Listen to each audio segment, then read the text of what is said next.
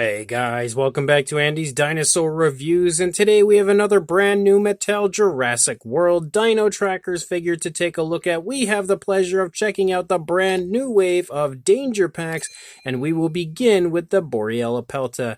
This figure has arrived to me thanks to my good friend Matthew, who was super awesome, had these in his area and snagged them right away for me, so I had the pleasure of adding them to my collection and also checking out here on the channel. It has been absolutely ages since I had actually seen any danger packs in my area besides at Best Buy, and I don't know when this wave would get there, if it would at all, because I'm actually still waiting for the previous wave, which I've already reviewed on the channel, but there were like a few that I wanted to grab seconds of, and they haven't arrived there yet either. So it could be a little while. So it was probably best that I just get them through my good friend Matthew. Again, a huge thank you goes out to him.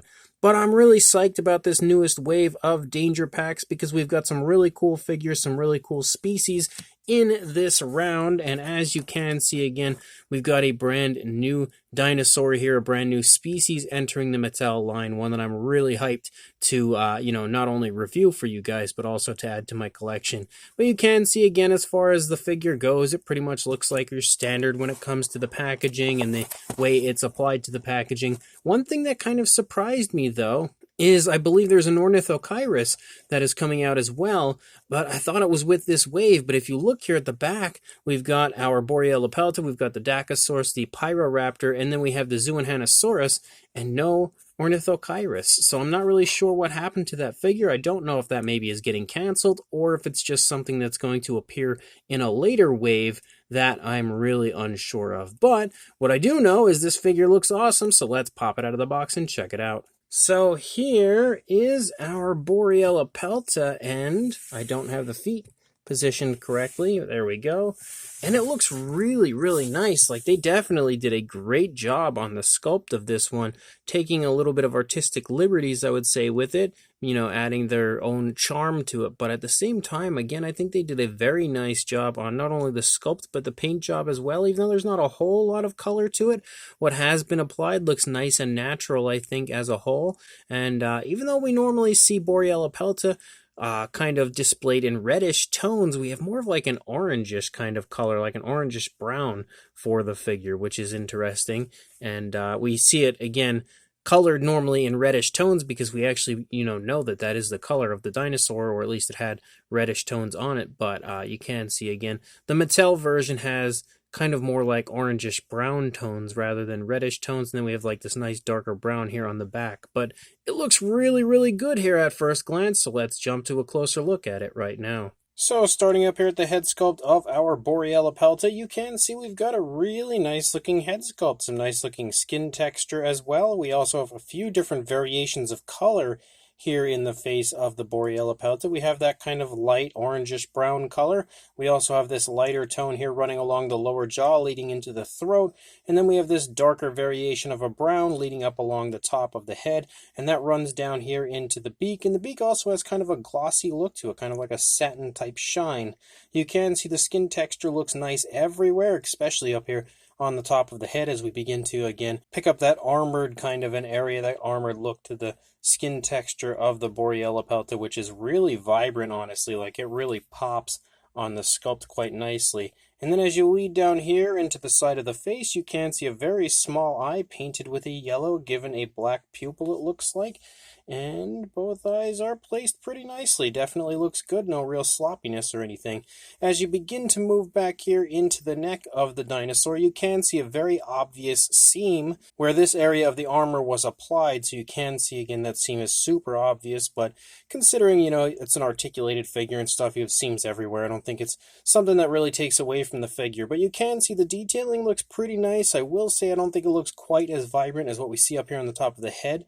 As you lead into the neck, I feel like it's slightly more muted, but still looks pretty good overall. And the spikes and everything that you have here running along the neck of the Borealopelta also have really nice detail within them. You can see they all have very nice kind of cracks and crevices that look super, super cool. As you lead down here into the underside of the neck, you have a pretty cool looking scaling here, almost like slightly crocodilian style scaling here running along the underside of the throat and neck of the Borealopelta.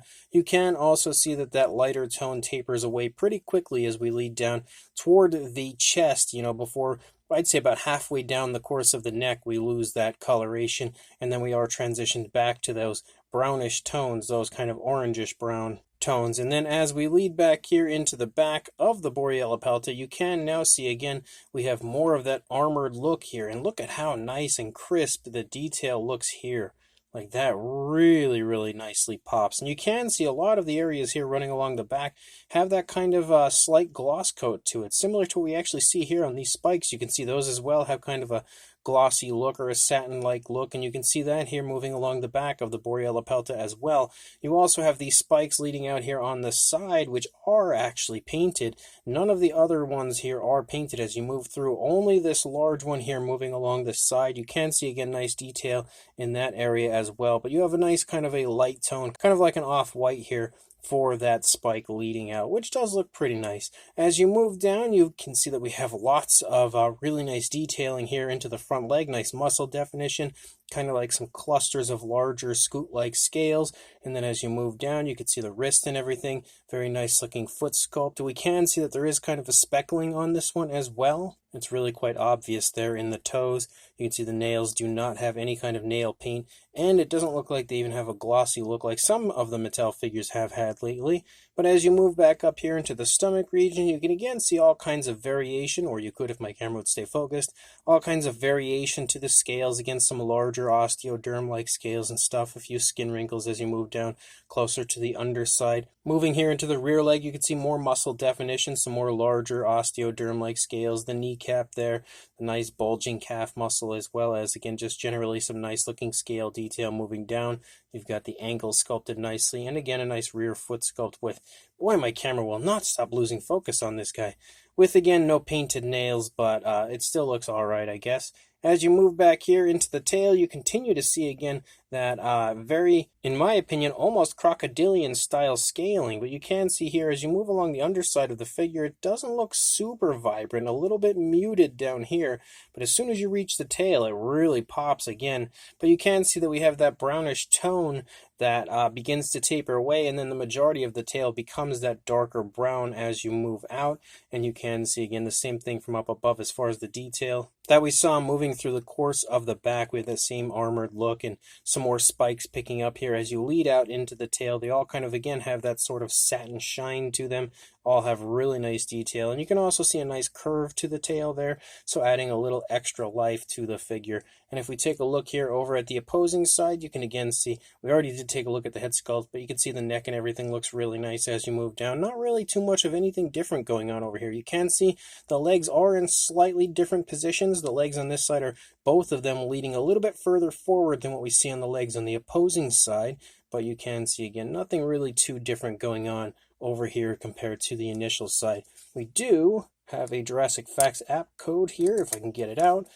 If you would like to add the Borealopelta to your collection, there you go, there is the app code.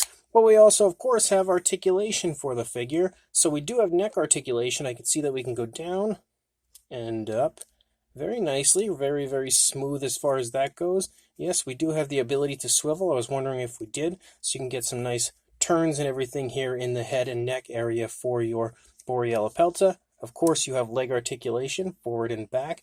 Doesn't come out away from the body at all, and I don't think the rear legs will have that issue either now, so just forward and back. Very smooth, though. And then a swivel here for the tail, and that's really about it as far as articulation goes. Nothing else going on as far as the articulation aspect of the figure goes, but definitely a really beautiful looking Borealopelta.